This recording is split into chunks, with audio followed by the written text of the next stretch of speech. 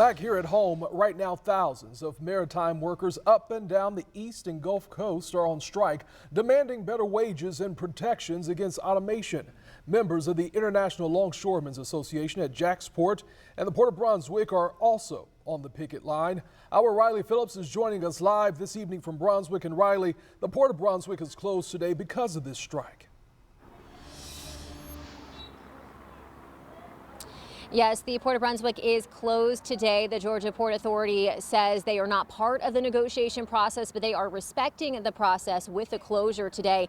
Dozens of union members have been out here picketing since the early morning hours. You can see behind me, some of them are still out here, and they tell me they are prepared to stay on the picket line for as long as it takes. Chanting and waving. Since midnight, members of the International Longshoremen Association have been standing outside the Port of Brunswick calling for a fair contract. A spokesperson for the local union in Brunswick was not available for comment Tuesday. A similar scene in Jacksonville at Jacksport. Members of the ILA there saying they want to send a message to the United Maritime Alliance. Stand by your longshoremen. They've been serving you for years. In the Port of Jacksonville alone, we've been here since 1936. Making sure we get goods here throughout the Southeast. The ILA is asking for a pay raise, but their biggest concern is protections against automation. It's like these other industries that's taking over Walmart. You see Walmart got all the self-checkout. They're cutting back employees. About a third of Jacksport's business will be impacted by the strike, although the port itself does not employ ILA workers.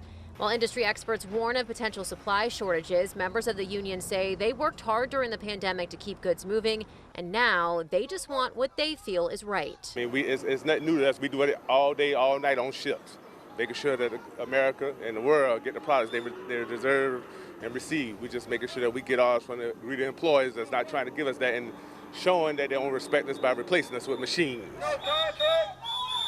No contract! And the Port of Brunswick is one of the busiest auto ports in the country. A Georgia Port Authority spokesperson confirms the port will remain closed until a deal is reached. But industry experts say depending on how long this strike goes on for, that's when we could start seeing some shortages on goods and higher prices. Live in Brunswick, Riley Phillips, First Coast News on your side.